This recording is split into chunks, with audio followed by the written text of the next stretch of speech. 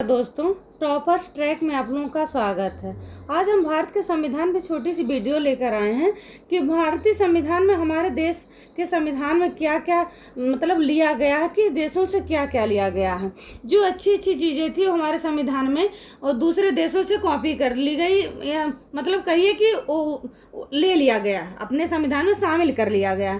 जैसे भारतीय संविधान में हमारे संविधान में विदेशों से 60% चीज़ें जो है वो विदेशों से ली गई हैं। जैसे ब्रिटेन से हमने क्या लिया है, संसदीय शासन व्यवस्था लिया, संसदीय विशेषाधिकार लिया, विधि का शासन लिया, मंत्रिमंडल की व्यवस्था ली हम लोगों ने, एकल नागरिकता ली। ये जो अच्छी चीज़ें थी वो हमारे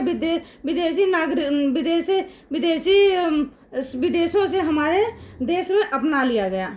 अब अमेरिका से हमने क्या लिया, जैसे मूल अधिकार लिया, न्यायिक पुनरावलोकन लिया, संविधान की सर्वोच्चता ली, निर्वाचित राष्ट्रपति और राष्ट्रपति पर महाभियोग लिया।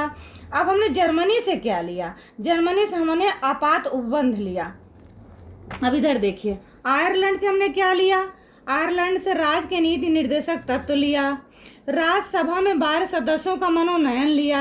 अब दक्षिण अफ्रीका से हमने क्या ली, जो अच्छी चीज़ें थी हमारे संविधान में अपना ली गई। संविधान संशोधन की व्यवस्था ली गई, राज्यसभा के सदस्यों का निर्वाचन लिया गया। अब रूस से हमने क्या लिया, रूस से हमने मौलिक कर्तव्य लिया।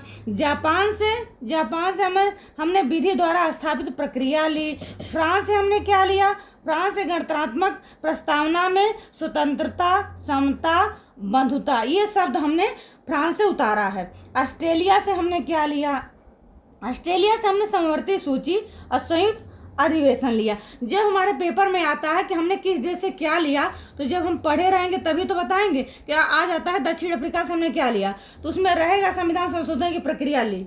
तो जब हम पढ़े रहेंगे, हमको याद रहेगा, तो हम क्वेश्चन सॉल्व कर लेंगे।